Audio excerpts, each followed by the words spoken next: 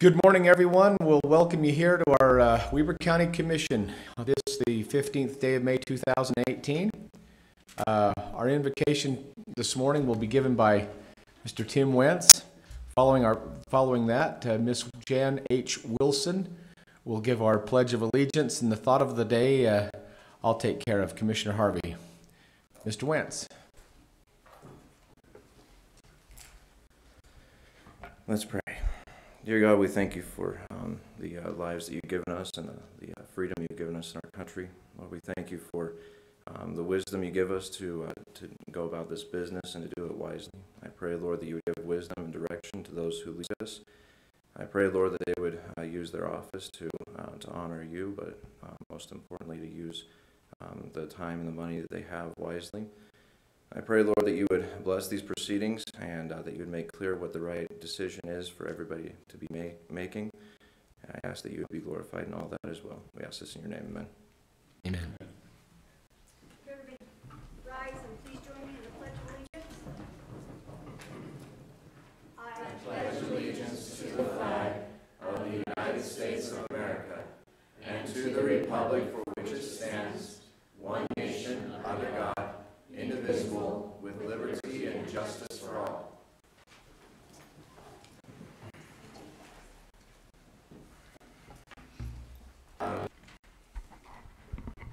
The thought today is by C.S. Lewis,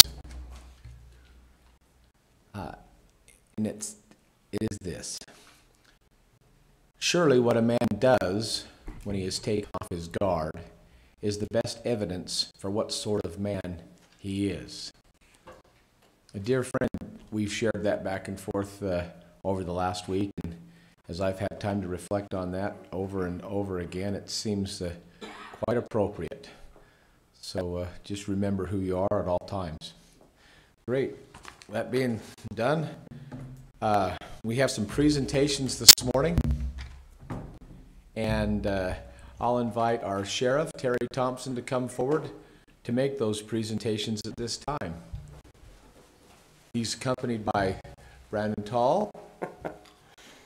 Thank you, Commissioner Harvey and Ebert and Gibson. Appreciate that.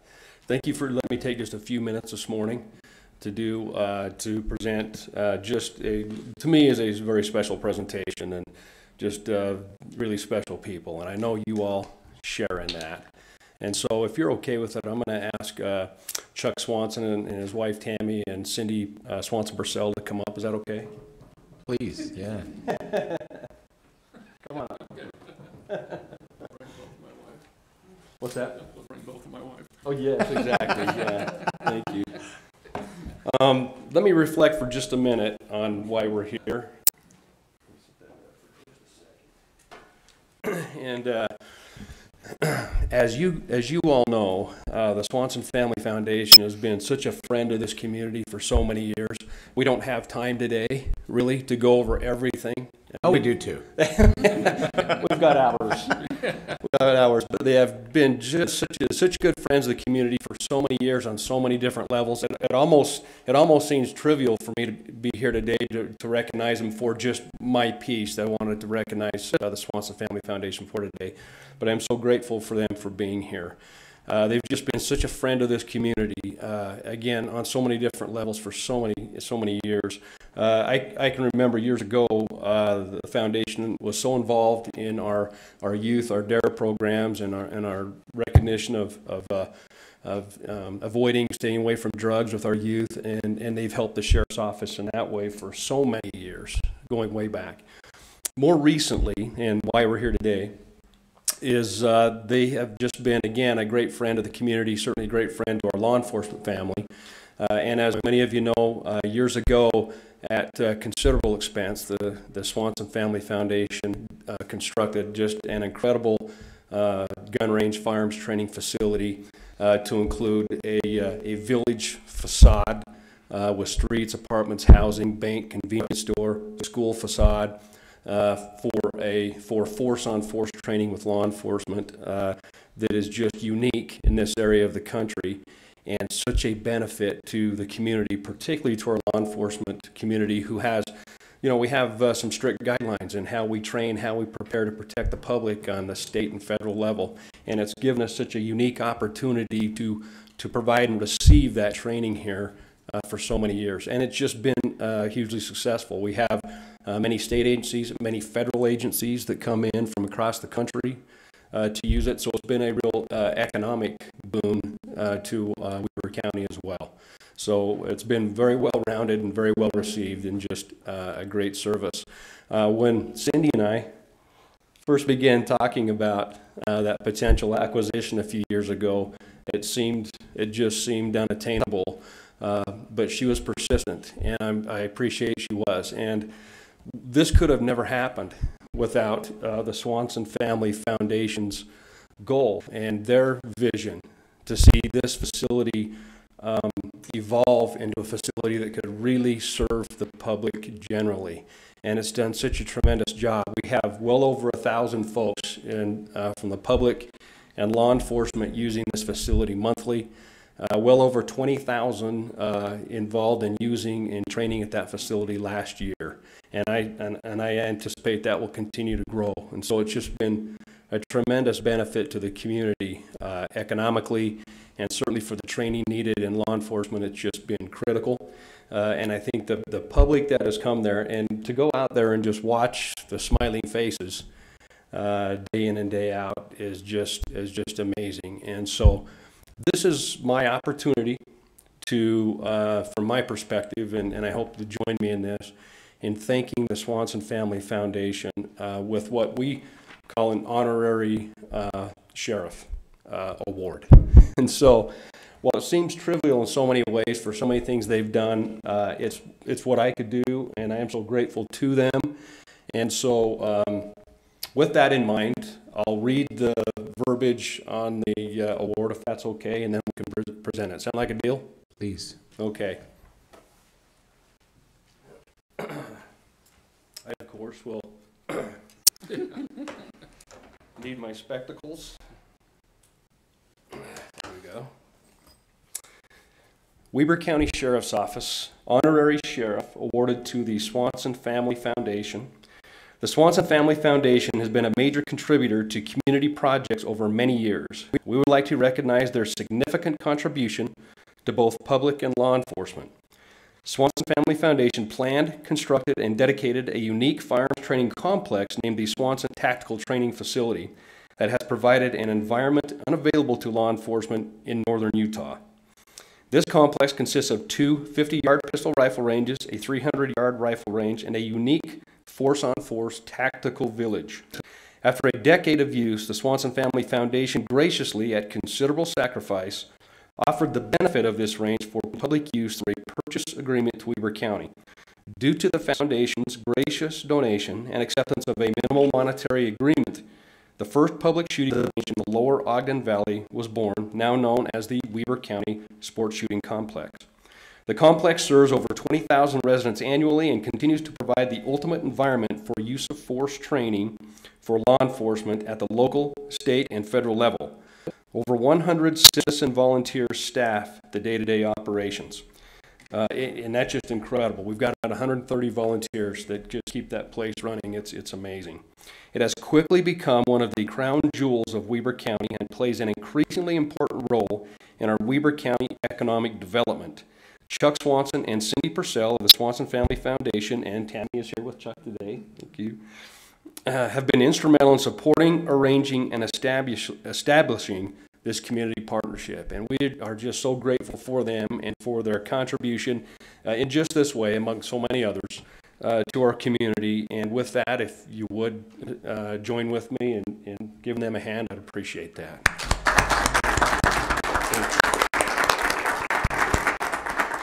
And Chuck or Cindy, I will allow you to say something if you'd like to. Is that okay, commissioners? Please. Thank you so much.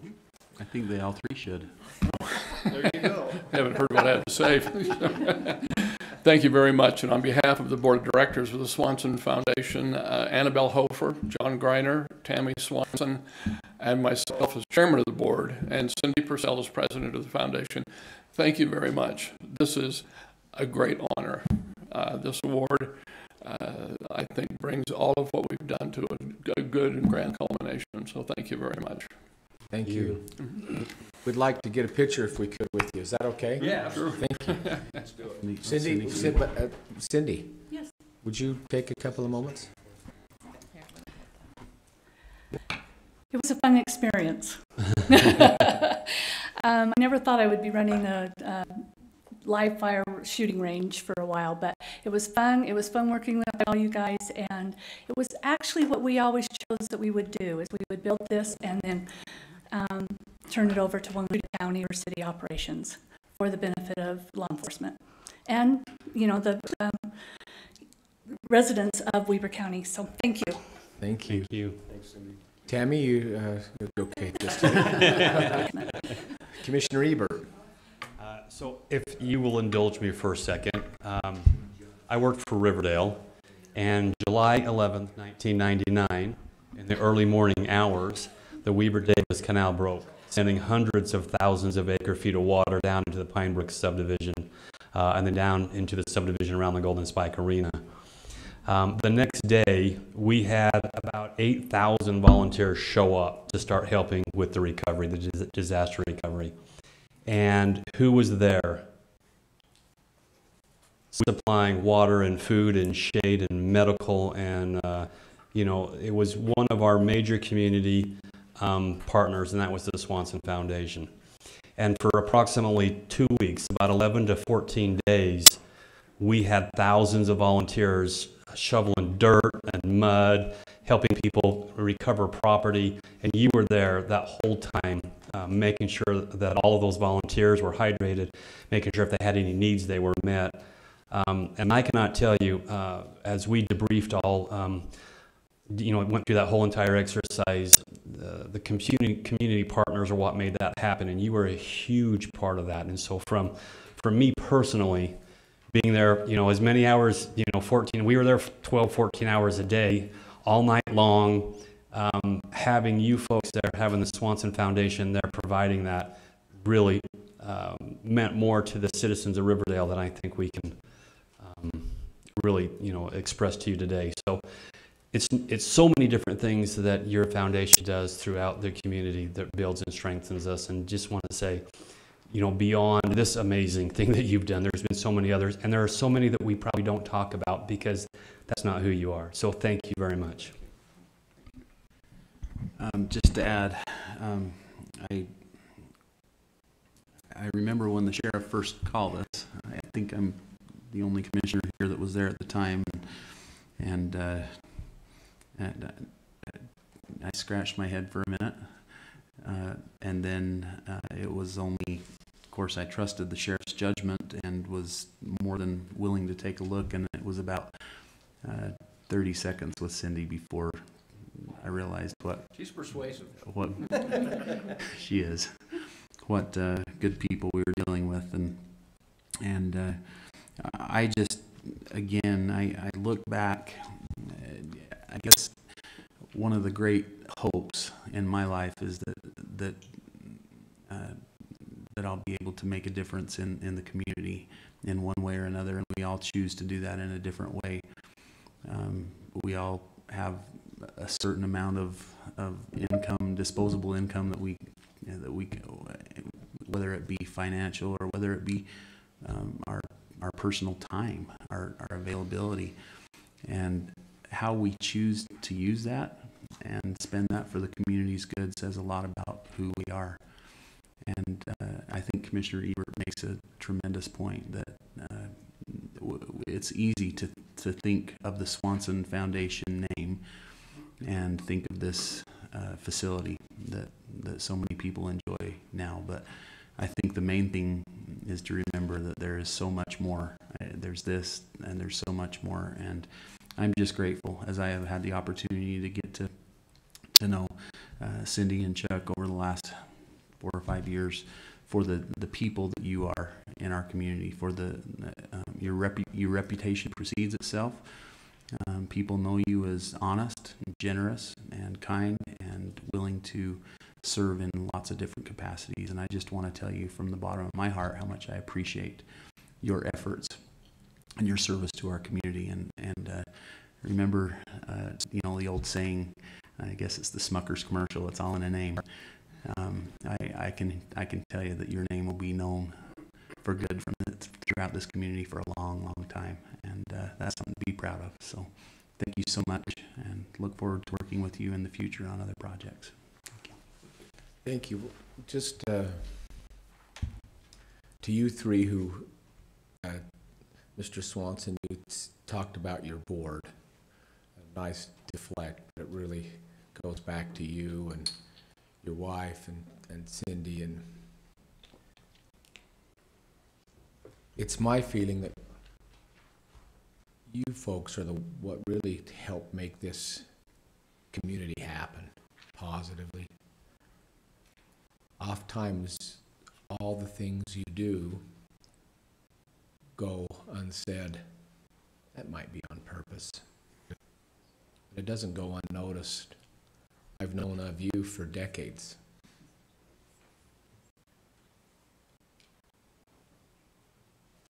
Thank you for making our place a better place to be, Weber County and Ogden, and thanks for your involvement in doing so much in our community. We appreciate you.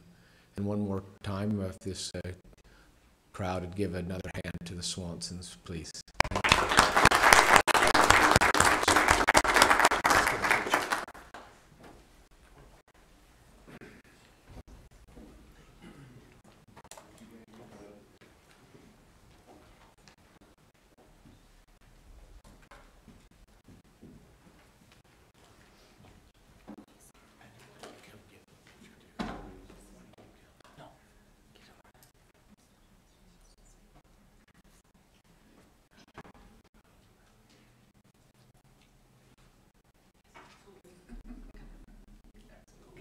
One, two, three.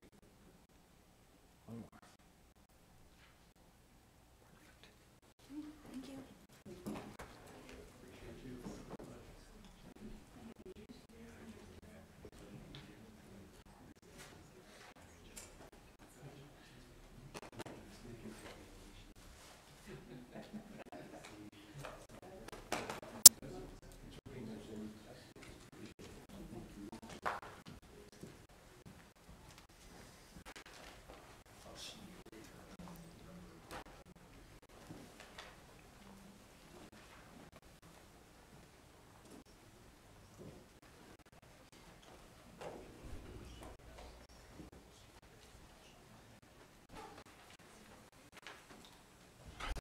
Very good, thank you. We'll move on now to item F on our agenda, which is our consent items. Item number 1 is a request for approval of warrants number 1430 to 1433 and item 428096 to 428288 in the amount of $1,599,064.43. Item number 2 is a request for approval of purchase orders in the amount of $115,671. Item 3 is a request for approval of the minutes for the meeting held on May 8th, 2018. Item 4 is a request from the Weber County Sheriff's Office for approval to surplus a police service dog, allowing a deputy to adopt. Item 5 is a request for consideration and/or action to request for approval on a road dedication in the Hucknall subdivision, a 3-lot subdivision located at 221 North and 4700 West in West Weber. Item number 6 is a request for approval of a trainee reimbursement agreement by and between Weber County and the following for academy training, and that's Colby Kirk, Matthew Webster, Colby Child, Caleb Rivera, Grady McFarland, Zachary Lair, Alonzo Wade, and Anthony Wenda. Commissioners, any questions? None for me. Sure. None being heard? Then I'll entertain a motion. I'll move. Well, do you want to hear from Ricky, or do you want? Oh, yeah, you know what? Ricky, let's hear from you. Thank you. And we don't mean another limerick or a poem. Poetry? I'd Okay. like a limerick. Poetry. Yeah, I would like one of those. All right, well, I'll work on that. Interesting discussion we had about surplusing the dog, wondering if it was a surplus or a retirement. We weren't sure how to do it legally, and in the end, the accountants won, as usual, and surplused. We issued 7 purchase orders this week for $116,000. 62% of that, or $109,000, was for the library. And this is primarily for the Pleasant Valley branch landscaping and irrigation upgrade. A pretty extensive project there. 17%, or $30,000 was for the health department. And that was for the annex switchboard. 16%, or $27,000, will go towards replacement laptops for the sheriff's office. As far as checks, we issued 197 checks this week for $1.6 million. A quarter of that, or $386,000, was for the transfer station, and that was for disposal fees. Another 25% was $376,000. That was for the library and primarily construction at the Main and North Branch libraries. 16%, or $260,000, was in ramp grants, and that was a couple of larger awards, 4 or 5 larger awards, and then a bunch of easy grants. 7%, or $117,000, was for our elections office, and that was a payment to go towards the new elections system, as well as postage for the primary election. And then 7%, or $107,000, was software maintenance for our financial system. Great. Any other questions? I'll make a motion that we approve the consent items. Thank you. Have a motion? Second. And a second for those items. If no more discussion, we'll call for a vote. All in favor? Aye. Aye. Motion carries. Thank you. Those consent items pass unanimously. We're now on to our action items. Ms. Ebert, action item number 1 is a request for approval of a contract by between Weber County and Utah State Parks for boating law enforcement at Pineview Reservoir. Stephanie Ebert. Hi. This is actually an extension of an agreement that we have with the state of Utah that's actually expired, and the contract allows for an extension of the agreement that we have to provide law enforcement services up on Pineview in exchange for the state providing us the boats to use for that purpose. Very good. Comments, commissioners? Feels like a good partnership to me. It's worked well in the past. I appreciate you bringing it before us. I'll make a motion if there's no other comments. I have a motion. Second. And a second. No other comments being heard. We'll take a vote. All in favor? Aye. Aye. Motion carries. Thank you. Our second one, Ms. Ebert, is by you as well. A request for approval of a contract by between Weber County and the Utah State Department of Public Safety establishing a cost-sharing agreement in accordance with the Public Safety Officer and Firefighter Line of Duty Death Act. Okay, this is for some legislation that was passed last year that actually takes effect on July 1st of 2018. In the past, participation in this trust fund was optional, and beginning in 2018, July of 18, this is actually mandatory for entities, counties that have individuals that participate in the Utah retirement system. And what it does is it creates a cost-sharing agreement and a trust fund that will provide insurance, health insurance to surviving spouses and families in the event of an individual that loses his life in the line of duty. So I'd be happy to try and answer any other questions if you have them. Very good. Commissioner, any questions? I know they've worked on this for over 2 years. There were some specific issues when they first passed this insurance benefit for spouses. And when they initially did it, it was like you were saying, it was you could opt in or opt out, and they couldn't create a large enough pool. There were several counties that were questioning. We just had someone that was eligible, and trying to figure all that kind of became convoluted, and they couldn't fund it. So I believe last year they then passed the bill that made it mandatory, and I believe it's per eligible public safety employee. Correct. We pay $95 per employee that is eligible based on their participation in the Utah retirement and whoever is eligible for benefits. And so for Weber County, we have 186 individuals in our corrections division, 72 in our law enforcement, and actually 2 in the county attorney's office, for a total of 260 employees that we will fund out of Weber County. I also know that there were some concerns on how long that benefit was, they were eligible for, if they got remarried, were they still eligible, did they fall off the rolls, and I think they worked through all that. Yeah, and what this requires, it requires the county, in the event of a line of duty death, the county will have to pay the premiums for the health insurance for 12 months. The previous stipulation was 24 months. So the change in the legislation this year reduced that to 12 months that the counties will pay for it. And then after that 12 months, that's when the trust fund will kick in and pay for the remaining amount of however long that individual, I believe it says until the spouse is eligible for Medicare. That's all I have, Any other comments? I respect that it is another expense against the county, but when someone is lost, especially in the line of duty,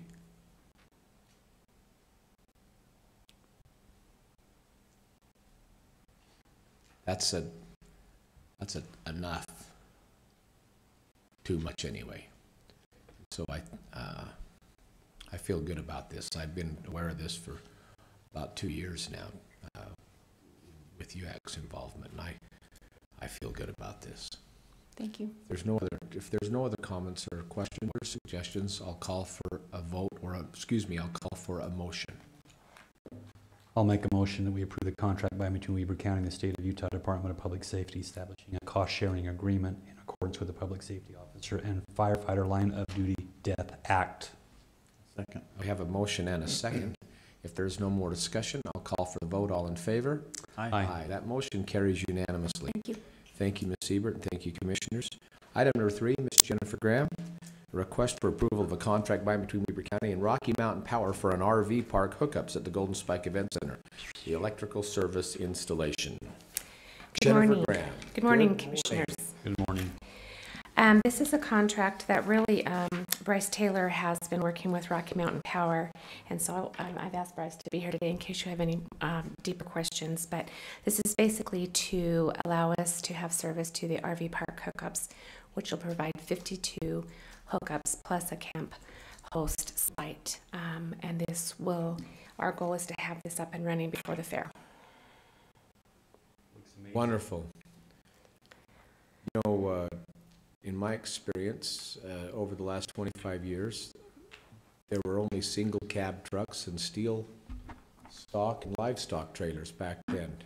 In the last 25 years, trucks have gone to 4 doors, most of them, and livestock trailers are now aluminum with some kind of a living or sleeping quarters in the front of them and require some kind of additional service, as we have not just livestock or horses, but we also have other needs. And so this just shows that we're responding to the needs of the changing society and how business is changing.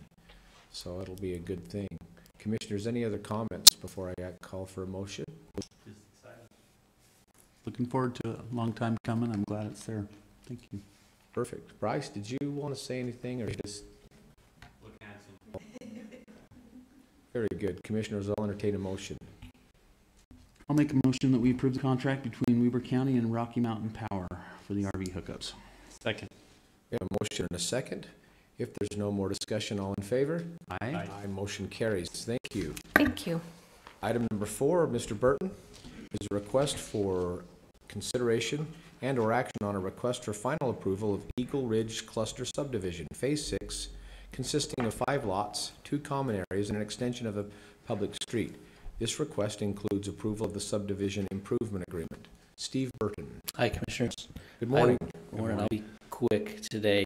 The request before you, as was stated, is final approval of a cluster subdivision, including 5 lots known as Eagle Ridge Cluster Subdivision Phase 6. This proposal is the 6th phase of the Eagle Ridge Master Plan Community, and that the location of the subdivision is approximately 3600 North Eagle Ridge Drive in Eden. The subdivision will cover an area of approximately 11.3 acres. In addition to the subdivision approval, the applicant is requesting approval of the subdivision improvement agreement and the escrow in the amount of $86,103.11. If if you look at Exhibit A of your staff report, that'll kind of show you the layout of this cluster subdivision. And I'll just briefly give you a background of the decisions that have been made on this thus far, and the Planning Commission's recommendation. The zoning development agreement associated with the Eagle Ridge Master Plan Community was approved by the County Commission in March of 1997. At a public meeting held on April 25th, 2017, the Ogden Valley Planning Commission gave a unanimous preliminary approval of this subdivision. And then at a public meeting on May 23rd, 2017, the Ogden Valley Planning Commission unanimously recommended final approval of the subdivision. Their recommendation for approval is listed in the findings in the staff report, and I'll answer any questions if there are any. Commissioners, any questions? There's a lot of planning already put in there. A lot of planning. Is the petitioner here, and would he like to speak? They are here. It doesn't look like it. Very good. If there's no other questions, I'll entertain a motion. I'll move final approval of Eagle Ridge Cluster Subdivision Phase 6 with all the other stuff that's listed on the agenda. Second. Have a motion and a second. If there's no more discussion, call for the vote. All in favor? Aye. Aye. Motion carries. Thank you. Item number 5 is a request for approval of a contract by and between Weber County and William Morris Endeavor Entertainment LLC to have William Michael Morgan perform at the Weber County Fair on August 10th, 2018. Miss Jan Hadley Wilson. Good morning, by the way, Commissioners. since you have the next 4 items, go ahead if you'd like to just run through all those, and if you would, though, chronologically or as they appear on the contract. You don't want me to hop around or anything like that? Go 5, Yes, 10, okay. Right. Like Commissioner Harvey said, this is a contract between William Morris to have William Michael Morgan at the county fair. The contract's for $12,500. We plan to have him on Friday, August 10th at 8 o'clock on the grandstand.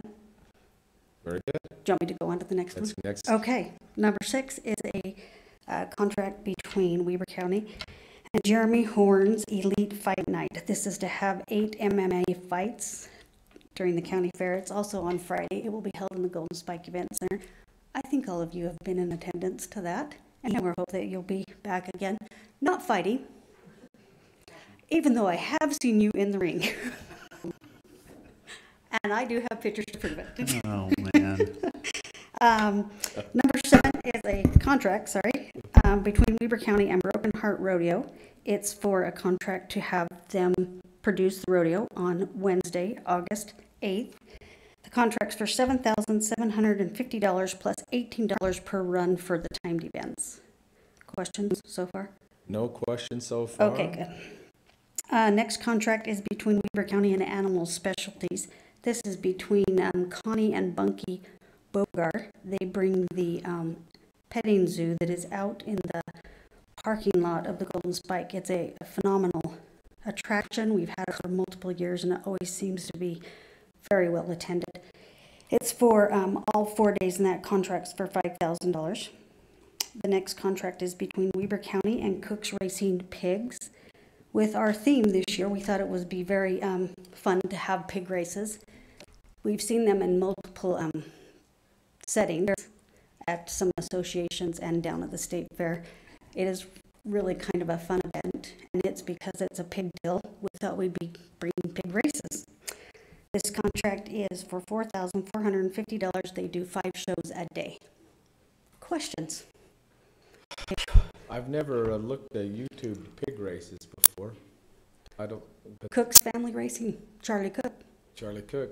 Look it up. Glad to see that Bunky's coming back. Bunky is coming back. His health is not great, but they love Weber County. Great. The entertainment and the Michael Martin Murphy. No, the more. That's where I was going the whole time. But yeah, He's awesome. Sorry, William Michael Morgan. Yeah, the 3 first names threw me too. And the MMA. Yes. Very good. Morris, isn't it? Is it? It's the William Morris Agency that's. Oh. But it's William Michael Morgan. Just Yeah. It's a tongue twister. Yeah, it's a tongue twister. Great. Commissioners, we have before us 1, 2, 3, 4, 5 different items. I'll entertain motions on those if there's no more discussion. I'll make a motion that we approve contracts 5 through 9 between Weber County and various contractors for the Weber County 2018 Fair. And I'll second the motion. We have a motion and a second for those 5 contracts. All in favor? Aye. Aye. Motion carries. Thank you, Ms. Thanks, Wilson. Commissioners. Appreciate it. Thank you. Thank you. Can't wait till the fair. Very good. Item number 10 is a request for approval. Ms. Cassie Bybee, a request for approval of a contract by and between Weber County and Micah Maxson to be the sound designer for the Annie Get Your Gun musical. Yes. Good morning, Commissioners. Good morning. So this is the last of the Mohicans, the last contract for Ogden Musical Theater. Sorry, they've been a little bit one-off, you know. So I've come over multiple times. But he does a fantastic job. He helped us last year with the mics and the sound system, and he'll design it again this year and be there throughout the musical. Very good questions, Commissioners. We've seen some contracts over the last 2 or 3 weeks with regards to Annie Get Your Gun, and this is just continuing to clean things up and make sure we got a good paper trail. Cassie, this is an awesome thing that you're doing. I know that Ogden Musical Theater, Kids Act Up, having the performing arts back at the Peary's Egyptian Theater is something that you and your team have created. And I really appreciate the work that you're doing. This is great. Well, thank you. Are there any other comments or questions, Commissioners, before I'd like to express my appreciation to Marty. About 2 years ago, when Marty came to county employment from a private entity, I kind of gave him a challenge to start working to create more cultural opportunities in Weber County. And he got with his team, and I think started having some of these conversations and letting them know that the landscape has changed a little bit. There's an economic development opportunity within strengthening our community culturally. And this is probably the flagship of what we've been able to do as a county, resurrecting musical theater here in Ogden.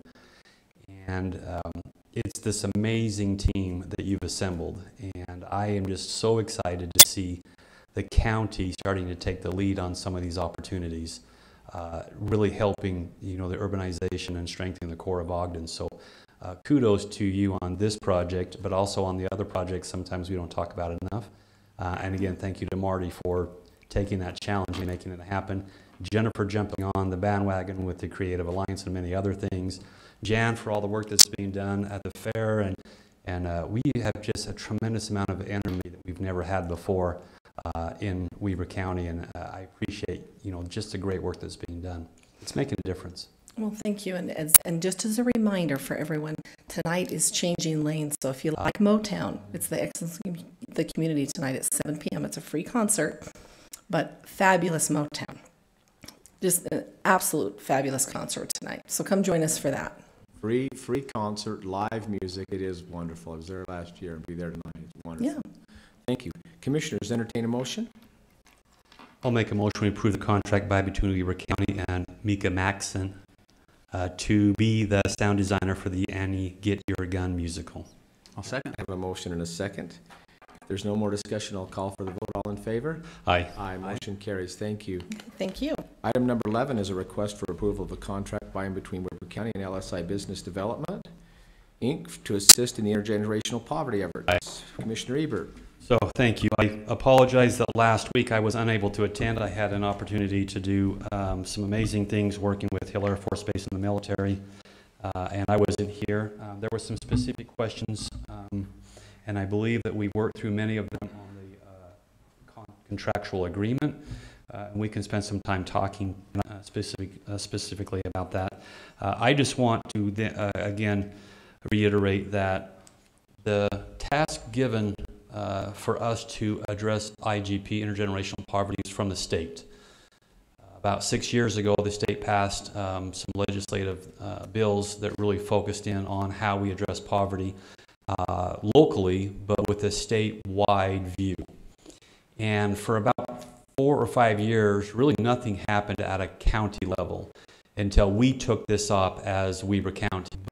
Weber County is the county that started this, that really said, listen, we have a bill out there. The state's been collecting information for 4 years. This data is available. The research has been done. What is our responsibility to move this forward?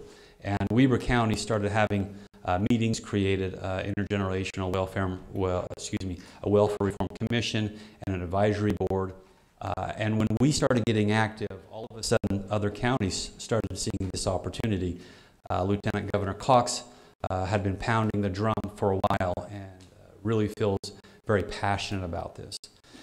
We created a comprehensive plan rather than piecemealing specific social indicators or risk factors and cobbling together a couple programs.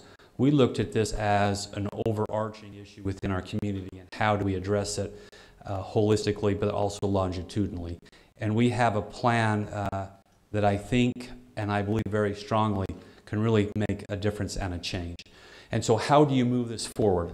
That's a difficult thing because we're not operating off of someone else's model. We're creating our own model. We're the leaders in this.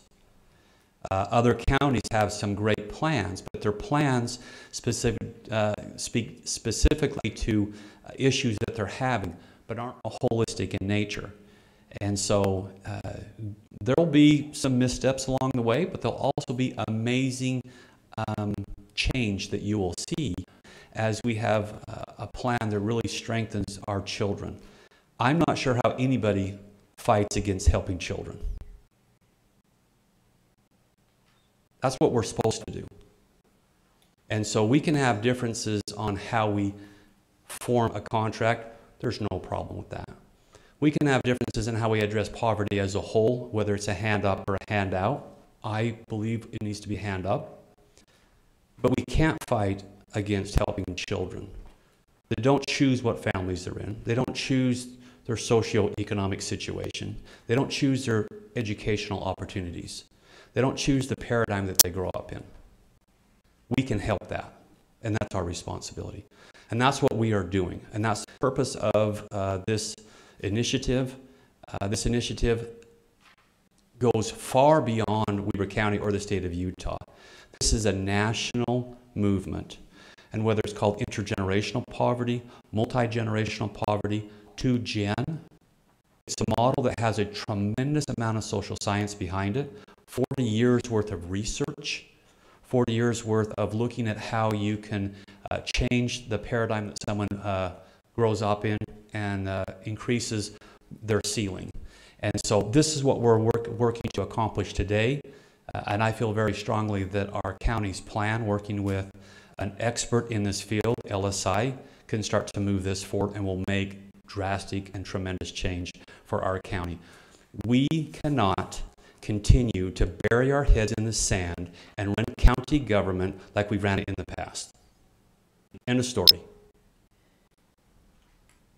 We have to have a vision, we have to have goals, whether it's which industries we're going to attract, whether it's a workforce, whether it's education, and how we deal with poverty. Poverty affects every single person in this room. It affects every budget in this room. The sheriff's office, Sheriff Thompson, who was just here, runs a $40 million budget. How much of that do you think is affected by poverty? In corrections, in law enforcement? We spend $2 million a year on behavioral health. How much of that do you think is affected by poverty? We spend millions of dollars on physical health. In fact, we spend multi-millions of dollars in the private sector on physical health. How much do you think that's affected by poverty? How much of your yearly cost for your medical benefit is affected by poverty? And so we can no longer just ignore this and have political paralysis and not make decisions because we're worried about getting elected, we're trying to make a point, or we want to bloviate about how smart and intelligent we are. I'm not the smart one up here. We're bringing the smart people to the table that understand it, and they are the ones who are helping us formulate an initiative to move this forward. So I'm extremely excited because we've been working with the Aspen Institute. It's an institute that's 100 years old. They have a footprint in social science that we can't even understand. LSI, a large company that has professionals that can help us better formulate and create an Office of Project Management. We have community leaders that are on our board that are amazing, from Marlon Jensen all the way down. Those are the people I'm going to trust moving this forward. So happy to talk about some of the changes on the agreement. Happy to make the adjustments we need to make to move it forward. But I cannot tell you this is so far beyond political maneuvering. This is about community change and about strengthening our children. I will tell you, sorry, there's lots of things, but I will tell you this. The biggest way we can help the Ogden School District improve their graduation rates from the mid-60s to the 90s is what? What do you think? It's addressing poverty. Addressing poverty will allow teachers to teach in class rather than parent in class. Children will come to school ready to learn. They're not going to be worried about all these other issues that they have. And it's just one of the amazing things that you will see as we can address the issue with intergenerational poverty. So with that, all that being said, happy to talk about some of the changes that we've made. Cortland, I think Brian was going to come down if we had some specific questions. Just a moment. Mr. Johnston, I know I'm not inviting you to the mic right now. It was whispered to me during our picture with the sheriff that you wanted to take a couple of minutes. We'll recognize you when that time comes. You're welcome to take a seat, but I will allow you to make some comments after we have some discussion here. Sir, thank you. Go ahead, Cortland. Brian talked to me a little bit about the contract. I have a copy of it in front of me, so although I haven't been intimately involved in its drafting or modifications or anything, I have a copy that shows the modifications that have been made, as well as a clean copy, so I'm able to take any notes if you'd like, try to answer any questions. I know Brian was going to try to be down here if the meeting he was in beforehand ended in time. Great. Commissioner Gibson, you had some questions last week during the presentation. I know that Mr. Barron from the Attorney's Office outlined those questions and sent those to all commissioners even late last week. Have your questions been answered, or do you have any questions as it pertains to this? I have a couple of questions or comments, or both.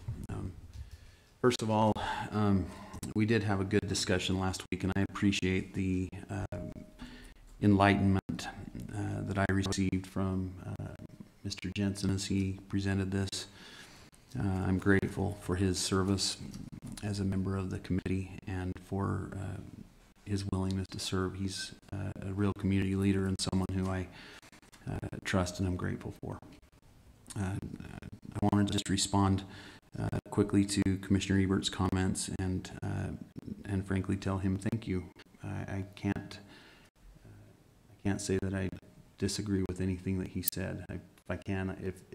If I did, I can't remember it. He's very passionate on this issue and has done a lot of good as far as this is concerned. My concerns last week, as I expressed then, I'm comfortable with LSI. They focus.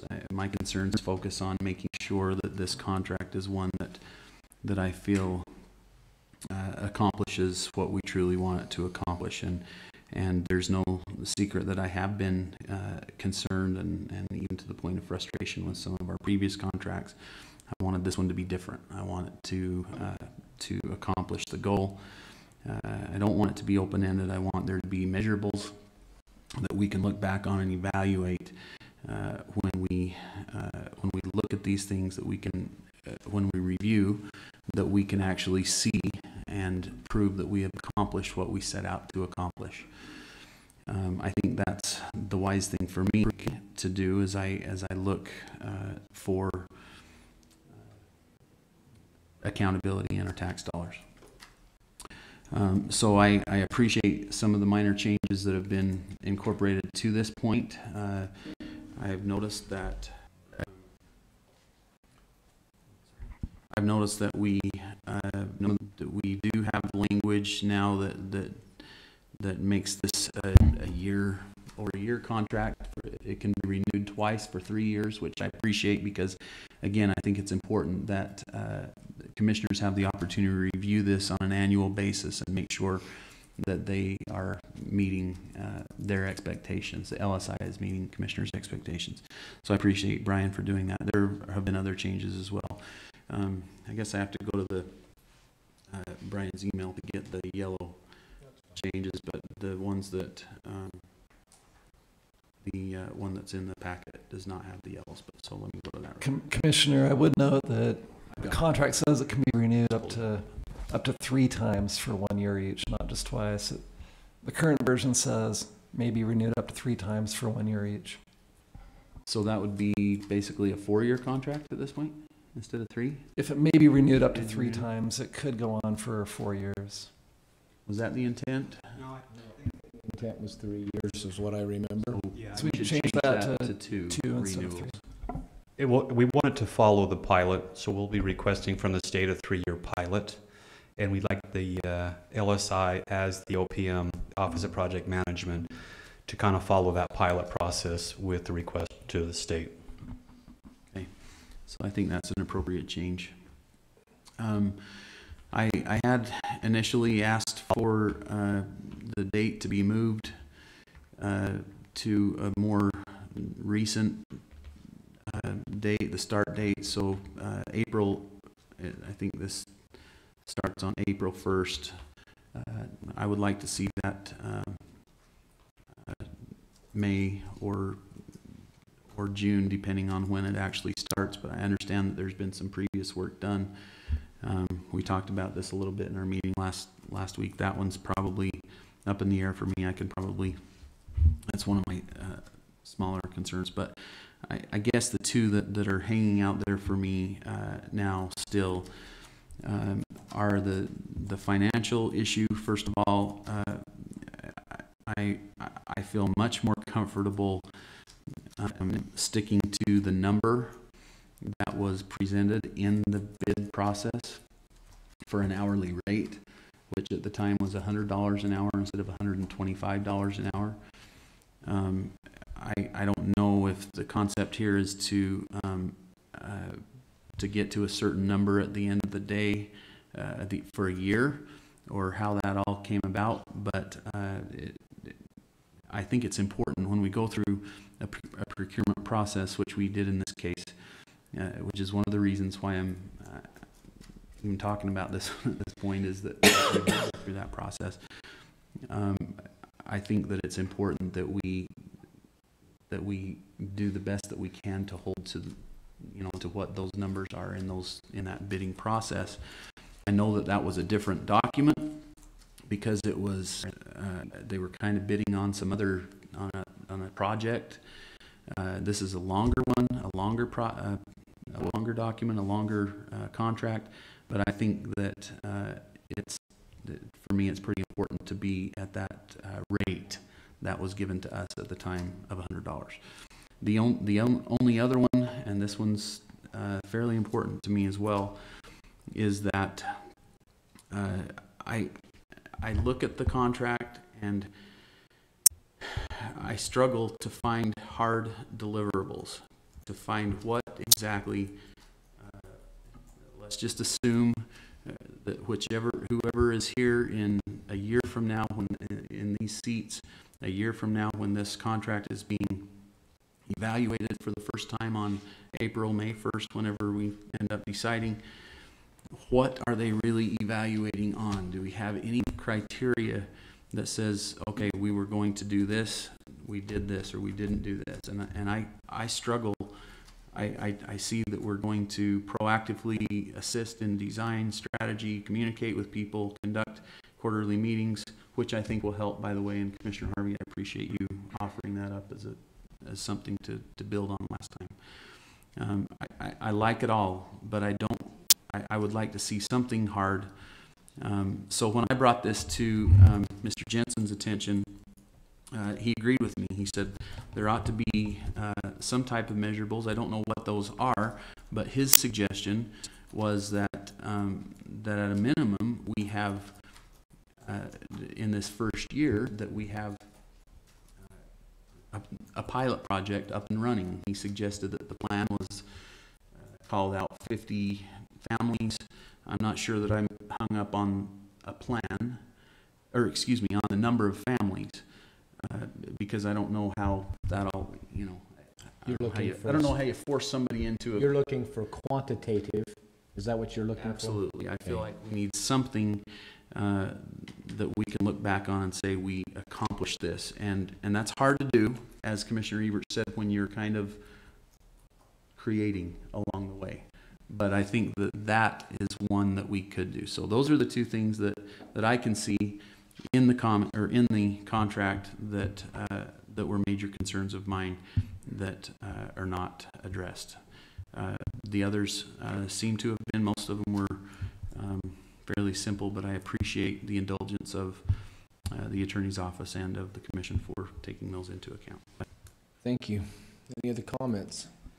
So really quickly, just to the two areas of concern, and I understand the areas of concern. Initially, there may have been an RFP magical number per hour of work, but for this specific agreement, it's really lined out not in hours to be worked, but in returns, creating the pilot, working to do all the strategic design, and putting all the meetings together, working with the two groups. So these outcomes right here that are listed as the 7 bullet points are really the measurables and returns that we're looking for. If they don't meet those returns, then the contract is null and void, and we move forward. The reality of it is, the $60,000 was probably the number that's there is because that's all the money we had. If we were to put this out into the market, and we discovered this a little bit when we went into our marketing and public relations contract, what we found is what we're asking for is well below the market. To have a company come in and do this and run an OPM and to create the pilot and to pursue all the grants, $60,000 is not going to even pay for 3 months of this type of work. Some of the remuneration that will come through to LSI at this point would be as an administrative cost in a grant, and so this is kind of just the seed to get them to actually come to the table to start helping put this together. It's just to get them here. It's a little skin in the game from the county's perspective to have LSI bring their whole machine in to start creating this for us at the end of the day. I don't know if that makes sense, but when we start looking at bringing a company or corporation or bringing the level of expertise we're asking for, $60,000, we can't even get Ogden. It took Ogden $90,000 to get someone to come in for 3 days to do branding, and so we could hire somebody in and pay them $20 an hour, and $60,000 at the end of the year, and it would be one individual without the level of expertise that is needed in multiple facets to create this and then run it. And so really the measurables are those 7 bullet points. Now, specific to your second point, but also to this point, the pilot program and the plan that we put into the state, we submitted into the state, has those exact things that you're asking for. The state has a 5 and 10 year goal, and we mirrored their 5 and 10 year goals in our plan. So here's methodology that we're going to implore. Here is our long-term, short and long-term goals. They're going to reflect those of the state. I feel very strongly if the state has 5 and 10 year goals and they feel very comfortable that those are measurable outcomes, then we should feel very comfortable that our pilot's going to meet those, and those are the goals and those are the numbers and analytics we'll use along with the state to evaluate whether this pilot program is a good pilot program and moving forward. The only issue that we have is that this is longitudinal. So getting a child kindergarten ready takes more than 1 year or 6 to 8 months to really truly measure. Seeing if kindergarten readiness at 3rd grade had a measurable impact takes from the ages of 4 to the ages of 10 to really measure. So there is some longitudinal challenges to have instantaneous, and sometimes, again, had a great conversation the symposium I was at about the difference between the United States and the difference from China. China's a 5,000-year-old civilization. And so they measure everything in hundreds of years. We measure everything in the United States on 2 to 4 year cycles, as far as county goes, as far as government. And so we've got to look beyond just short-term measurable, right, if we're going to have long-term change. And so we've got to be really careful that we have all these measurables that we can say in 6 to 8 months. Look at the return on this. Because really, when we look at our educational challenges we have, it's because we have such a short-term return that we're looking for every single time. So I'm very comfortable that the goals that we've set aside through the plan in the pilot that will be created has what you're looking for, Commissioner Gibson, because the state has adopted this, and I fully trust that the state has vetted this for the last 4 to 5 years of all the collection and data. And specific to the contract, there is 7 bullet points. At the end of this contract, if we feel like they haven't met it or we need to add more, that's a great time to say, okay, let's add some kindergarten preparedness numbers in here. Let's add some full-time employment for parents in here because we've got through this first stage. This is kind of a first phase, first stage contract. At that point, it'll be easier for us to maybe identify, because we have the pilot done, those 6 to 12 month changes in employment or things like that. Let me jump in here. For me to just first off, when it goes to rate, let me answer some questions. My understanding is through this state pilot program, there was a contract issued in late 2016 in the amount of $40,000, which was to cover 4 months. To me, simple math is $10,000 a month. The contract is done. This new contract is $60,000 a year, or $5,000 a month. So while there is a rate per hour, which I did not see on the one in 2016, I didn't see in this one necessarily a rate of an hourly rate in this new contract. I was only bringing that up because I had done the math based on what the work that they had done in the past. So basically, that's how I've arrived at where we are today with regards to the $10,000 a month for the old contract issued in late 2016, the new contract issued in 2000, or a new contract that could be considered for today, which is $5,000 a month. Can we talk about that for a second before you go to the next point? Then you can address both these. The other thing is, and then I'll quit here. With regards to the state adopted pilot program for 5 to 10 years, I do know that it's the state of Utah has said that Weber County is leading the state with regards to the work being done. So the value that we're getting with regards to the investment that's been made, at least according to the state, has been recognized as being very positive, in fact being a leader as it relates to the other things. And so the last thing with that, while I do understand, I think where both of you are coming from, I think measurables are important, and then I'll go back to at minimum a report to the commission as a public body, or made formally at the lectern at minimum on a quarterly basis would be appropriate. So now I'm good there. Go ahead, Commissioner. Brian, can you just tell us, I mean, I was looking at the cost worksheet that was provided from Brianna on the original proposal, but there is an hourly rate calculated here, is there not? In some way? Because I don't have a second one that Commissioner Harney referred to. I don't think it's a matter of just backing out of math. I think there is an hourly rate that's being used. Is that correct? In that initial proposal, there was an hourly rate referenced, and it was $100 an hour. And I didn't look at that initial agreement. I'm sorry. Yeah, and that's not mentioned in the contract. The contract is simply a flat fee, $5,000. The new one, this one presented now, correct? Yeah, we could throw in an hourly rate. We could throw in a number of hours that you want them to work per month, but currently the contract doesn't include that. So we don't really know how many hours we're going to get out of this. We're just basically there's the number and the 7 bullet points, and so I had the understanding after talking to you that they had used the number $125 an hour. I don't know for sure. I'm guessing that they came up with this rate by saying we're gonna maybe work this many hours a month on it, which would be 40 at $125 an hour. But I haven't confirmed that with LSI that that's how they came up with the number.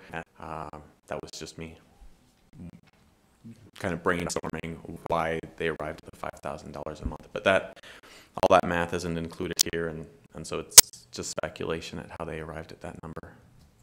Well, again, my concern is we backed away from an hourly rate number because we wanted very specific things done. And if they were going to charge us $100 an hour and it was going to cost them 10,000 hours, I didn't want to be locked into that number. This is what we needed done. We need to create the pilot so that we can put in our grant application to the state. We need someone to strategically organize all of our different groups working together to really focus in on our social determinants and our risk factors. We need someone to track all this so that they can do all the grant reporting. We need someone to organize all of the mentors and be the Office of Project Management. That specific, if we were to go by hourly rate, one of two things would happen. One, we would price ourselves out of the market. Or two, what will happen is that they're only going to work 40 hours. And even if that work's not getting done in 40 hours, that's all they contracted for. We didn't contract like that in this. We contract like, these are the things that we need done. Here's the money that we have and we're willing to pay for it. Who can provide the services at the level that we need to hit these 7 bullet points? And so we got away from a specific hourly rate because we didn't want to tie ourselves into having it too high or only a certain amount of hours worked. This will take more than $60,000 worth of work, hourly rate, right, at $100 an hour. I guarantee it.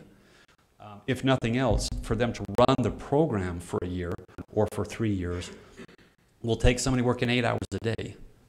And so that's why we don't have an hourly rate in there, because we don't want to price ourselves out or limit our ability to be productive. Appreciate that explanation and appreciate your opinion. I just, looking at the 7 bullet points, you referred to those several times, and you mentioned the pilot program, which is one of the questions that I have. Which bullet point would you say addresses the fact that we expect them to create this pilot program? The very first one, correctly assist in the design strategy, that's creation of the pilot, and implementation of the IGP intervention, that's the OPM.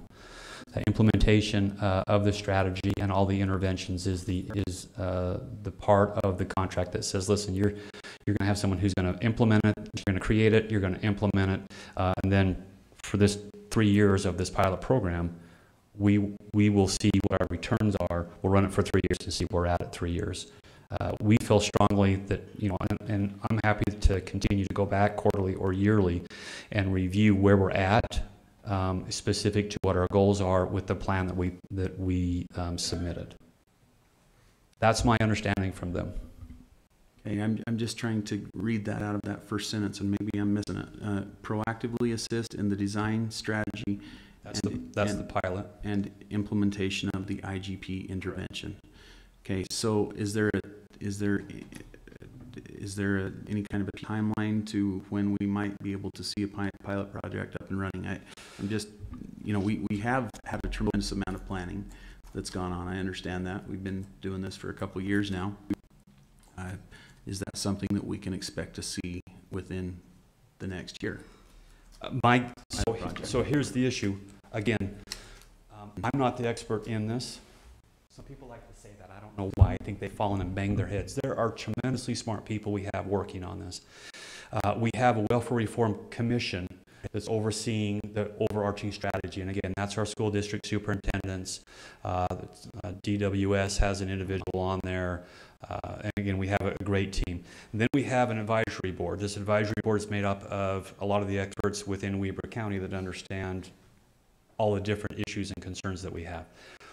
those groups working together with LSI as the overarching OPM will create the strategy. I can't tell you if it's going to take them 3 weeks or if it's going to take them 6 months.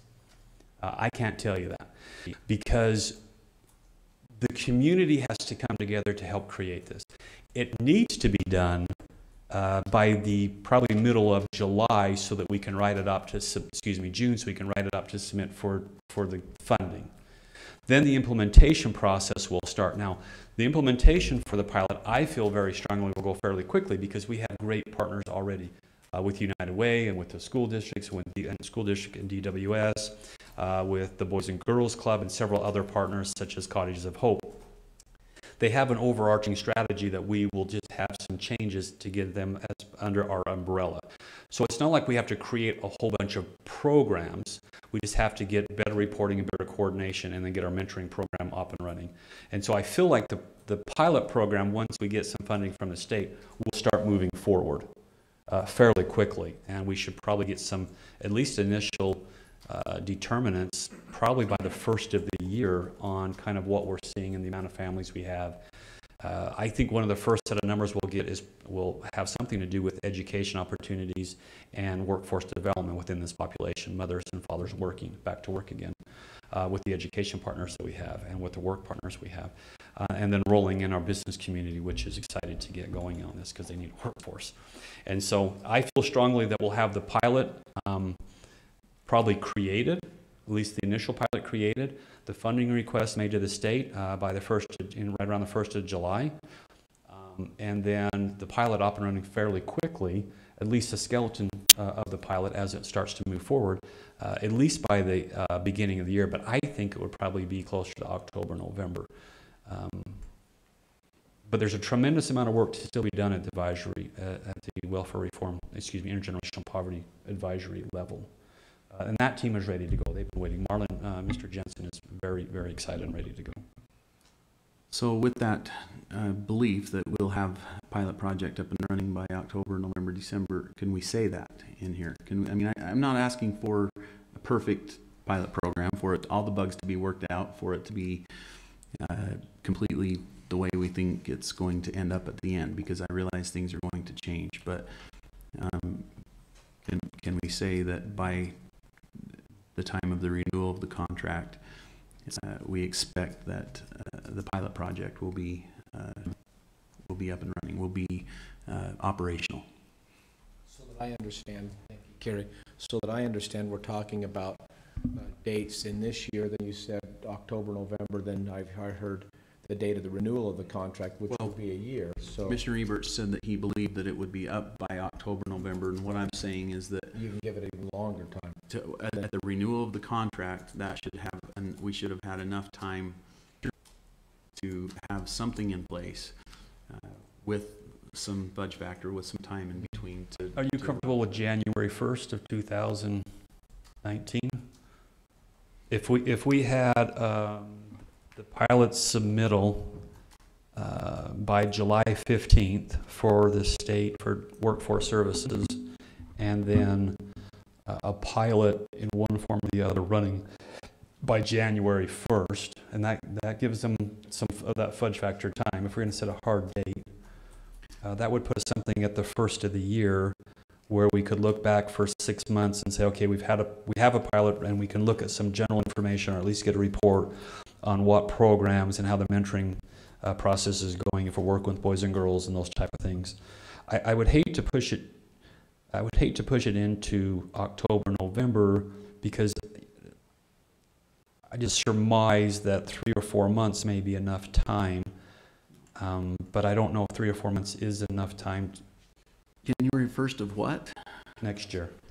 Oh, absolutely. That's within the timeline that what I really want is for the person that's sitting here a year from now, when this contract is being renewed, to be able to look at a functioning pilot project and evaluate it and know that it's at least been started and that it's up and running. So I'm fine with it. What I'm asking for is that at least by the first renewal of this contract, whether it's we decide on April or May, depending on when it starts, I think that's when a reasonable time would be to evaluate it, because that's when we're deciding if we're going to continue on with the project. And I think it would be reasonable to also include on the quarterly updates progress as it relates to that as well. So, you know, you're talking about 3, 6, January, if we went to 1st of April, which would be the first part of the 4th month, and then you did the 7th, and then the 10th, and then the 1st against the, so I'm just thinking in mathematically in my head, on the 3rd presentation, which would be the 9-month mark, or the first part of January, that we would have a completed document, or something that you're alluding to. Does that sound reasonable? Yeah, I think all that's reasonable. And I talked to Marlon, and I talked to him a little bit about timelines and when we're comfortable, because I don't want to push. I want quality work, not quantity work. And so, I mean, and these are very busy folks. I think January 1st is a reasonable timeline. I think the pilot and the grant prospectus by July 15th is a reasonable timeline. And so I have no issue with putting those timelines in there. The July one is a given, because we have to have that pilot proposal into the state by mid-July, and so that's an easy one. And I think the January 1st, and if we have issues, they can come back and they can report, okay, we need another month, and here's why. So we have a quarterly report on January 1st anyway. Well, that depends on when we start, right? Just thinking we can I understand that we can start at any time and still have the reporting on a quarterly basis, but I understand what you mean, Commissioner, and I'm fine with it. Sorry. So yeah, let's go with January 1st, and that would give some time, I think, even between from the time where you think it can happen till then for some fudge factor. There would also be some time between that quarterly report in January and the next renewal of the contract to have been able to evaluate that. If we can do that, that'd be great. You're right. Can you put that in words, Brian? Yeah. Into legal words, ease. Yeah, so if I can clarify, I came in a little late, so I apologize, but if I can clarify, the two changes that I've heard discussed are one on the term of the contract, changing it so that it's renewable up to 2 times for 1 year each, so that it would be a total of 3 years. And then this first bullet point, I've added onto the end, including the creation of a pilot program by January 1st, 2019. Does that work for all of you? Okay. Any other changes that you'd like me to make? And again, the July 15th, they have to have that done, that pilot created, at least the infrastructure, the bare bones, the skeleton of the pilot, just to apply at a state level for those funds, which is critical. And that, I mean, we can write it in there, but they have to do it. If they don't do it, then they don't meet the design strategy requirements. So if you want to put that in writing, so that number's in, that's fine. But I mean, that's a given, but if we need to write it in there, there's no issue at all, right? Okay, so I've added in here, including the creation of a pilot program by January 1st, 2019, and submitting the documentation for the program to the state by July 15th, 2018. The submittal part I'm concerned with. I would just put and submittal. Does that make sense? They have to have it created by July 15th. I'm not sure what the submittal date is, to be honest with you. If they have to, like, documentation of the program to the can you write to something specific to when the state deadline is? It may be August 1st. Okay. They may have from July 1st to August 1st. Does that make sense? So submitting the documentation for the program to the state by the deadline, by the state's deadline. Yes. It does. It does to me. Yeah. I think the only thing else, then, Commissioner, to answer your questions as it related to the things that I've heard or been listening, has to do with rate. I'd like to get back to there so we could talk about rate and make sure that everybody's comfortable with that. I want to say though, before you go to rate, can I just ask for one word to be in that original sentence that you just passed? I'm sorry, I didn't interrupt, but I'm going to lose my train of thought here. Can you say creation and implementation? I mean, whatever we have at the time, I'd like to see it actually working on that sentence that you just read. So creation and implementation of a pilot project. Okay, got it. Go ahead, Commissioner. No, that's great. So going back to rate, for me, it was, I appreciated the presentation made last week. And it's especially impressive to me that we've had notable volunteers, including the superintendents from both from school districts, and tell us that this is the way that this is worded with regards to rate would be better for taxpayers. Thus, and them having a good knowledge of what we, or where we have come from to where we are going now. Most members that sit on that committee have had responsibility having to do with taxpayer funds or dollars. And so it gives me a level of confidence and surety because they know how to treat taxpayer dollars with regards to that. So I'm a little more confident because of the way that's structured, but I'd love, if there's more debate on that, I'd like to entertain that now before, and just so you know, then I'll ask, when we're done talking about this, I'll ask Mr. Johnston to give us a couple of words, and then also, I'll ask for a motion. But if we go, not yet, Jim, I'll let you know. I'm just pouring out the agenda where we are with this. So, commissioners, go ahead. Let's go back to that. Any questions or dialogue on that? I feel like it's tremendously important. You know, some of the problems that I've seen in contracts of the past have been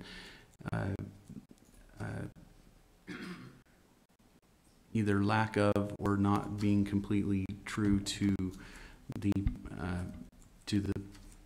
procurement procedure. And I just feel like we, you know, if they come in here and say we're going to do this for $100 an hour as part of a worksheet of a bid, I think it's important that we stick to those types of things.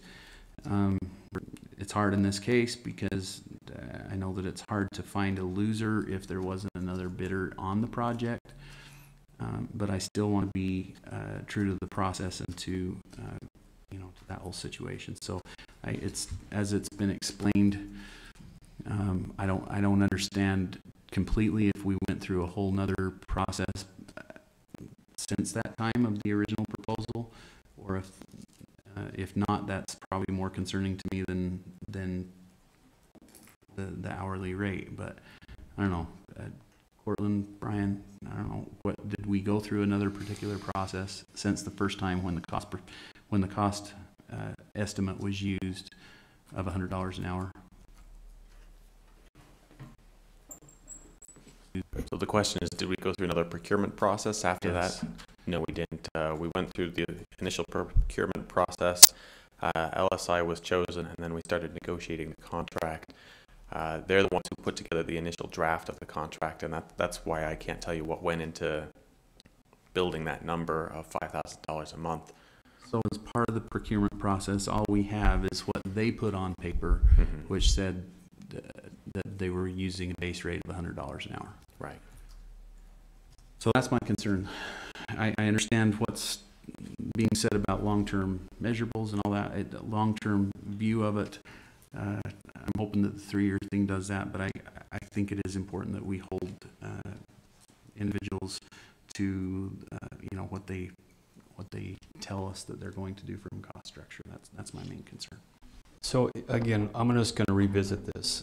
We only had $60,000 built into the budget. No one is going to touch this for $60,000. We can rebid it 50 times. No one's going to come back and be willing to create all this and do all this for $60,000. If we went to a specific number, 100, even if we went to $75, that's only a finite amount of hours they're willing to work. What we basically negotiated when we went back to LSI as the only one who bid on this is what we need. We're not willing to pay you an hourly rate to do this. What we need is this, this, and this. Are you willing to do that? And can you do it to this level? And they, in that process, because again, after you go through the RFP process, you pick a contractor, you can still negotiate. And so we negotiated with them to provide this level of service with this level of professionalism, only willing to pay them $60,000 instead of $120,000, which is what it would cost, my guess, if we did it by an hourly rate.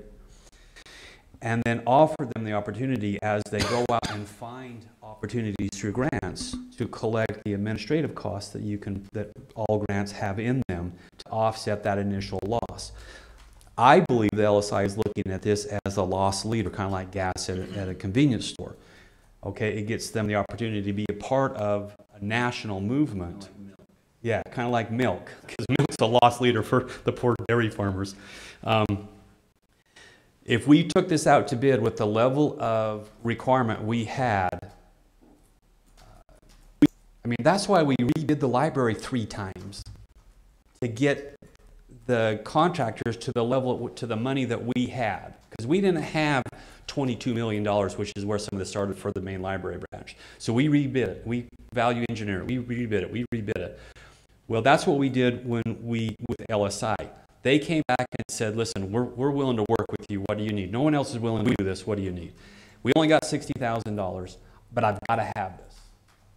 And so they said, well, okay, we'll do all these things. We'll be an OPM for you. We'll create the pilot. We'll run the programs, do the mentoring, and we'll go look for granting and other funding, and we'll make up what our loss leader is with administrative charges we can have and possible grant opportunities. And they are hoping that they're going to get the rest of these dollars that they're putting in at the end of the day. They're hoping that they'll get some other grants, either on a federal level or on a state level, where they can make up some of these dollars that they're not getting in this contract. And so I don't disagree with what you're saying. But again, the reason we didn't have 10 people respond to the RFP because there's not a field here. We're operating somewhat in a vacuum in this. We're creating this as we go. I have some of the same concerns. What are we looking at on returns in the first year, the third year, the fifth year, the 8th year? You know, but I know what we don't have is a program that's working today or for the last 30 years, because the IGP population is growing exponentially, and it has for the last 8 years for sure, under a different administration. And it will continue unless we do something different. And so that's this initiative, and hopefully in 5 years we'll have 10 companies doing this because they found tremendous value in this. Chair Harvey, may I? Portland, please. I don't know if this will work or not. I haven't had enough time to think through it, but a question for Commissioner Ebert. How confident are you that that LSI will be spending at least 50 hours a month on average on this contract, on the services they provide? 50 hours per month. Well, I would say that they've been spending at least that for the last 12 months for free. So if we're paying them, I feel extremely confident that they will continue that. I haven't talked with them per se to get an actual number or what staffers. I have talked to Melissa about staffers she's looking to assign that she hasn't officially assigned yet. But I would have to talk to them about how they would do an hourly rate. So if the concern is that we have shifted from the hourly rate model that was in the bid process to a monthly flat rate model, which is different from what was requested of bidders, maybe we could put into the contract a requirement to track their hours, and if in a given month or if at the end of the year they have not spent an average or in any given month at least 50 hours, then they get paid a little bit less. If they spend at least 50 hours a month on it, then we know that they're doing it for $100 per hour or less. If they only spend 25 hours a month, then maybe we say you didn't meet what you bid. Or at the end of the year, if they averaged less than 50 hours per month, then they haven't met what they bid. I don't know if that would work. Brian's more the expert on purchasing issues, and so maybe that's a bad idea. I like where you're going from a conceptual perspective. I like that a lot. But we can't throw something like that in there. The concern that I would have is that on months that they go over the 50 hours, then are they going to be credited that on a month when they fall short to 50 hours? I do public defender contracts for the county, and they're based on a flat fee just like this. We have certain assignments that they have to fulfill. They fulfill it and they get paid a flat fee. It doesn't matter if they spend 100 hours this month and 50 hours next month. They get the same amount, and it averages out over time. The concern or the priority for the county is that they get the job done. Mm-hmm. And so it's up to you how you want to draft this contract. We can throw in an hourly rate. We can throw in a number of hours. That's not how it's worded currently, but we can certainly do it that way if you and LSI are it just comes amenable to down that. to the fact to me, Brian and commissioners, that, I mean, the reality is we can hope, but they're not going to, I mean, they're a business as well. My guess is that they're figuring this somehow, like how much time can we afford to spend on this, and we're probably not going to get significantly over what it is. They're probably going to give it the amount of time that they can justify based upon their model. And so I have a hard time believing that at the end of the day we're going to get a bunch more than what we're paying for. But I don't want to beat this to death. We've talked about it a lot. Commissioner, I'm fully vested in that. Let's add that tracking requirement. We'll get a monthly report for them, and then get a quarterly and an end-of-year report. We'll track all those hours. There's not an issue. I guarantee you they will work over the 50 hours. And here's why. LSI is about making money. At the end of the day, this initiative is a nationwide initiative. It's huge. That's all they talk about when we go to these National Association of Counties, this 2-gen approach. Speaker Paul Ryan has talked about it. This is a field, Speaker Hughes from our state, this is a field that no one's in right now. If LSI can become the leader in this field, there's an exponential return for them. That is why they've done so much work for us to help us build this. They've taken our ideas and our concepts and they've helped to expand upon them. And they will continue to do that because there's such a huge opportunity for them. And to be honest, we have a national reputation dealing with intergenerational poverty. Positive. Weber County positive. does. And if they are representing us, that gets their foot in other doors that they could never get in before. And they talk about our model, they talk about their model, they talk about their OPM. And so it is nothing but positive for them to be affiliated with us. That is the reason they're willing to come and do this for and I'm just telling you, and I don't want it to sound bad, but it's a pittance of what it would cost for them to create this with the level of staff that they have, with the professionals. And so I feel very confident that they'll meet those hours very easily. So Brian, does that put us at some risk that we would be required to, if they go over 50 hours, that we're required to go above and beyond 60,000? Because that's where I'm not willing to go. If we can put that language in with a cap of the 60,000, then that seems to make sense to me. So maybe we don't reference that. Maybe we just ask them, require them this first 6 to 8 months or first year to track their hours for us. And that's what I have as proposal language for you. I have LSI agrees to track the hours spent for work done under this agreement and to provide that information to the county. The risk we run, of course, is at the end of the year. If they've worked substantially more, then they're going to want more money for the contract maybe next year.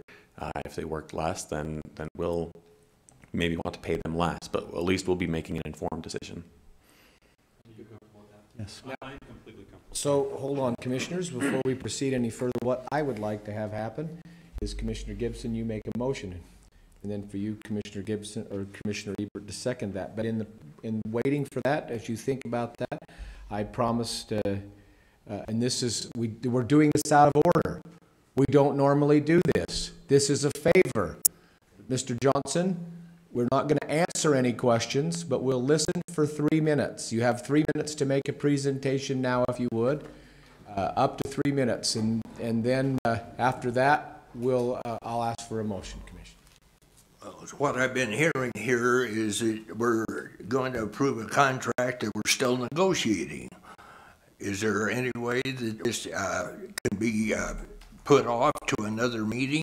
And I'd like to meet with Commissioner Ebert's group to find out what they're going on. I volunteered more time in this area than I did in my entire career. And so the thing is here that I have not heard of this effort until it was in the paper the other day, which brought it up to the thing. And having worked with most of the social service groups in this area, primarily I've been a life member of the Salvation Army Advisory Board. I've been on the boards at the YCC. I was chairman of the committee that raised the money to build that building.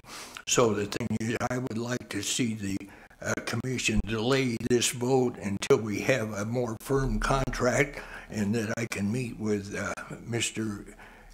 Commissioner Ebert's group.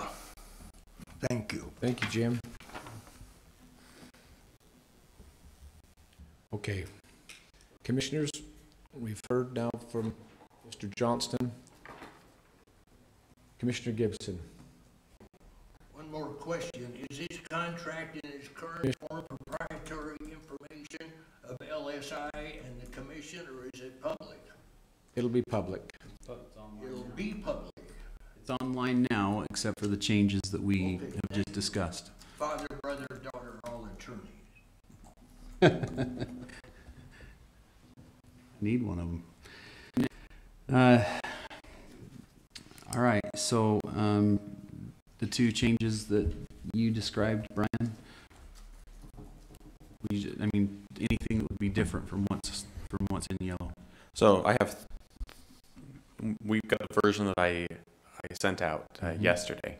And then in addition to that, I have 3 changes that were negotiated in commission meeting today. Okay.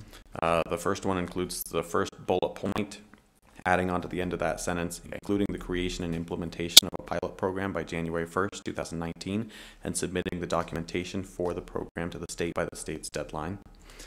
I have under paragraph 2.0 the term that it's going to be renewed up to 2 times for 1 year each. And then the last change is under paragraph 3.0. At the end of that first paragraph, I've added LSI agrees to track the hours spent for work done under this agreement and to provide that information to the county. And so if you want to approve the contract with those amendments, I can send this off to you as soon as the meeting's over. Repeat that third one again real quick. LSI agrees to track the hours spent for work done under this agreement and to provide that information to the county. Okay. Could we ask that also to the county quarterly? Fine with me. And if I can part address of that as part of that report, the quarterly report. And really quickly, I mean, I hear what Mr. Johnston is saying, but there's no substantive changes to this contract. There's some clarification language and 2 timelines. And so it's not like we're completely changing the scope of this contract or the direction that the IGP initiative is going. These are very, very minor changes to create more clarification at the end of the day and to create accountability on our end and maybe work through some definitions or defined requirements on their end. So I am completely comfortable moving forward on this contract. Okay, I'll make a motion that we approve the contract with the language, the changes that Brian just described to us. I have a motion. Second. And second. Is there any more discussion? With no more discussion being recognized, I'll call for the vote. All in favor? Aye. Aye, aye. Thank you. Motion carries. Thank you. Thank you, Mr. Barrett. Item number 11 is a request for approval to ratify the contract by and between Weber County and Amped Arts for a curator to bi-monthly find arts exhibits for the Weber Center main entry hall. Commissioner Ebert. Okay, so I hope this one doesn't cause too much angst. We have, over the course of the last several years, really worked on having a system approach on how we strengthen our community. And whether you're looking at workforce and economic development or community development, there's a lot of different things that are going on in that venue. One of the big areas right now, downtown Ogden is really focused on is this urbanization. They've built 2,000 or 3,000 apartments in the downtown area. They've created more RDAs to create more incentive for downtown investment. One of the things we found out very early, and I talked briefly about this with Marty, is that there's a strong need in an urban core to have a cultural experience. There's amenities that are expected by individuals who live in a downtown core, and one of those amenities is some type of cultural opportunity and or experience. Ogden City's invested tremendously in this in the last 10 years, I believe. Everything from the art stroll to building other facilities and doing things to strengthen the arts in this community. Recently, they just created a downtown arts district. They created something called 9 Miles. 9 Rails. 9 Rails, not 9 Miles. That was that movie. Oh, that was the Green Mile. And then about 2 years ago, we wanted to be part of this, so we really worked with Marty Smith and our Parks, Recreation, and Culture to be a partner as far as the county. And recently, Thane Fisher and his group just started to retrofit or renovate the building on 25th and Adams. They're going to call it the Monarch, and it's a creative culture experience to kind of feed into this. There's a tremendous amount of literature right out there on urban renovation and the effect of the creative community and creating this type of culture as far as strengthening a business core expansion. And when you look at cities like Portland or cities like Williamsburg or cities like Austin or Fort Worth, this has been the core of how they've been able to revitalize the downtown area that's fallen on hard times. And so part of what we have been trying to do as a good partner with Ogden is to create in our foyer one of the stops for the art stroll. What we're trying to get folks to do is go beyond just the 25th Street and create the walking district for more than just the 25th Street area. And so being part of that was extremely important. What we found out very quickly is that you've got to have connection to that community. You just can't be part of the art stroll. You've got to have someone who's part of that community.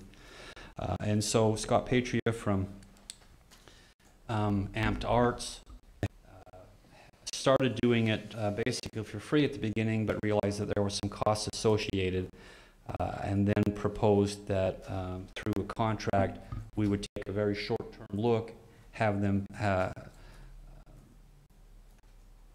kind of create the stop here, work with artists to bring art to that area, and this contract is part of that.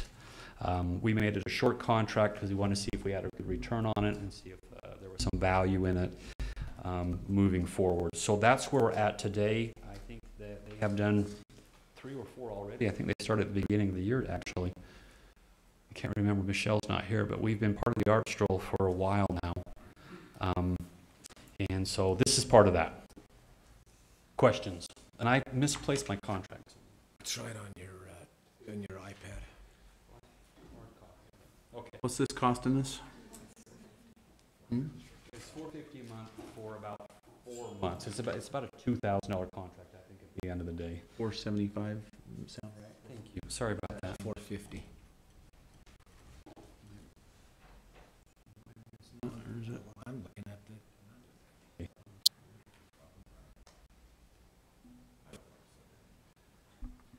says right here. Had a start date and an end date on it. Cover sheet. So It says $450 on the cover sheet, $475 on the body of the contract. Well, I'll do the math on it really quick.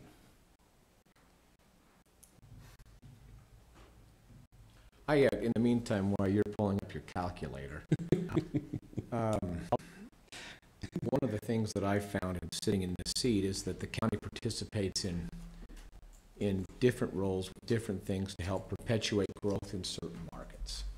I've always enjoyed out at the Golden Spike when we've done or sponsored certain things, and it may have a soft approach to it, but to help perpetuate different items of activity out there.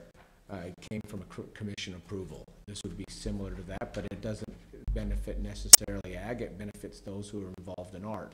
And while my father was great at art, my kids are great at art, I have a hard time drawing a stick figure accurately. So I wish that I understood the arts, although I can appreciate the Motown thing later tonight at the Ogden Eccles Conference Center. But just, I'm glad that the county participates in different areas to help bring all facets of our community forward and helping to perpetuate growth in those markets. Did you get your calculator out, or Commissioner Gibson, do you have any? 275, sorry. I'm counting on my fingers because I'm trying to figure out how many months this is. March 1st to June 30th? Yep. Yep, at 275. No, that's 4 actually.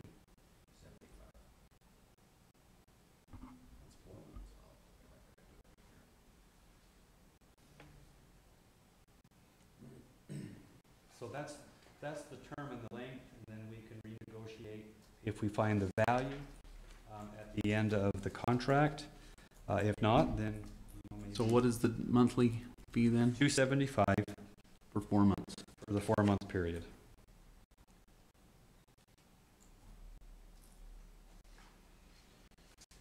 So I had it underlined. Keep going, sorry. So the cover sheet can be adjusted to, will be adjusted to change that, is that? So Scott Park signed off on that at the 475 level? The cover sheet says 450. And now we're saying the contract in the actually says... contract language itself, it says 475. I heard Commissioner Ebert say 275? That's what it... Yeah. I paid $450 a month on the invoices, so I assume that's what. Okay. Just so you're aware. Okay. So there's no... So let's just go with the 450. Contract will have to change the contract. And that's what Scott's been invoicing me as, the $450. Okay. Make sure that gets changed. As long as it's within what Scott Park approved, I think it's okay to alter the cover sheet if necessary. Or actually the contract, I guess you said, right? So we need to change that in the contract from 475. And that's on the second page. Okay. All right. I'll entertain a motion. If there's no more discussion. I have a little discussion. Okay. So, again, I appreciate the explanation. I appreciate, Commissioner Ebert, your passion on this. I think it's a great idea. I think it's good to have cultivate the community, the arts community in our community, and I think it's great to be a part of the art stroll. There's some things that I would probably like to see different. I'm not so sure that we do have to pay for this, for someone to curate for our building. I think it can be done on a volunteer basis. I did see a pretty good article here a couple of days ago about, I can't remember what city, was it Bountiful or somebody that had found a local volunteer to coordinate local art to be displayed in their building. I mean, I know these are different and can be done in a lot of different ways, but I guess my biggest concern with this contract is, generally especially as we see a ratification, that means that it's generally had some discussion, or I understand that we've already been paying these and that 2 commissioners have signed off on it, but from my perspective, I had to scramble to get some information on this before this came to our agenda, because I knew nothing about it. I knew that there was art being displayed in the building, but as far as that we were paying someone to do that and what amount and how it was being done, I didn't know anything about that, and I feel like that's inappropriate. And so my perspective here, even though it meets the procurement requirements because it's under a certain level and so on and so forth, I understand that it's legal, but I don't think it's appropriate under the circumstances that I be faced with voting favorably for something like this that's a ratification that's been done and signed off on. I haven't had any information on it. So with that, I am not opposed to the goal of where we're headed with this, and I appreciate again that we're doing something with this, and hopefully it'll be a success as we move forward into the future. Comment. You want to make a comment? Well, so I will apologize if we didn't pass this information along quick enough. It's a moving target sometimes. the level of funding was kept minimal because we wanted to really see if there was a value additive at the end of the day. And so I agree it should have been brought to you earlier. I did not mean to leave you out of the loop on this.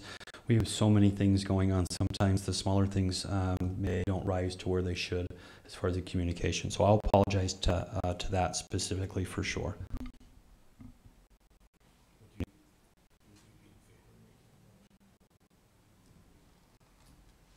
Would you make a motion? I'll make a motion that we ratify the contract by and between Weber County and Arts for the curator to bi-monthly find art exhibits for the Weber Center main entry hall. And the chair, not hearing a second, the chair will second. Any more discussion? And I'll call for the vote. All in favor? Aye. Aye. Opposed? Aye. Opposed. Thank you. We now have the time for public comments. Please, for those who would come to the mic, please introduce yourself and limit your comments to 3 minutes. Mr. Cummings, I see you're here from UTA. Was there anything you'd like to say? You might have thought he was on the agenda. Did you? Yeah, I thought there was 2 things on the agenda for UTA. I'm sorry, there were, and we had an amendment to the agenda that was sent out shortly after, and those things were pulled. We thought that I didn't mean to waste your time on that, Eddie. If ride was cheap, he took the train. Thanks for coming, Eddie. Good morning. Good morning, Commissioners. Good morning. It's been a while since I've been with you. I view all your proceedings even when I'm not able to be here in person. I'm Lori Brinkerhoff, 6205 West, 4700 South. Just 2 thoughts, very brief. I did view the proceedings of last week's meeting in regard to the contract with LSI, and just kind of following up, having, I guess, myself as an individual consulted for PR, public relations, I just wanted to say I have found that $100 an hour is actually an extraordinary rate. I know in regards to my campaign, I paid as an individual $150 an hour in PR relations, and that was not for a broad team. That was for one individual. And so just my input is, I appreciate your thorough vetting in that contract and making sure and being certain that we wanted to be wise in all that, the public accountability of all tax dollars. And also just wanted to offer my input. Commissioner Harvey, you said that the 2 superintendents, Superintendent Stevens and Superintendent Nye, in working on that board, yes, I've worked with them extensively, and Superintendent Corollas prior to Superintendent Nye, and they're always great public stewards and being so sure that every tax dollar, that they're so aware of that and the accountability to the public. So I just want to commend you and appreciate your thoroughness and vetting of this contract. And yet I think this is such an amazing thing that you are doing in piloting this program for Weber County and leading the way throughout the state. So many eyes are watching you. So thank you for moving this forward. And also I just want to commend you for your work in the arts. My husband and I are one of the few individuals that come down on a regular basis and taking any form of art, and it's taking place in Weber County. So thank you for continuing that. I believe there's a true infusion of economic development where there is art. We've seen that nationwide, and so thank you for your efforts in continuing that. Thank you. I think she just volunteered to curate for free in 2 months. I would. That was actually my area of emphasis up at Weber State. I love art. I travel to so many of the museums throughout the world. I have my stub right here from Museum USA. I was just there in October. I would, you know it. Your name's at the top of the list. Are we still in the meeting? Can I withdraw the previous agenda item? No, really? We'll have it up and running so it's super easy. Yeah, great. Great. Motion? Yes, that's a no. I'll move that we adjourn. Second. Motion, we're adjourned. Thank you.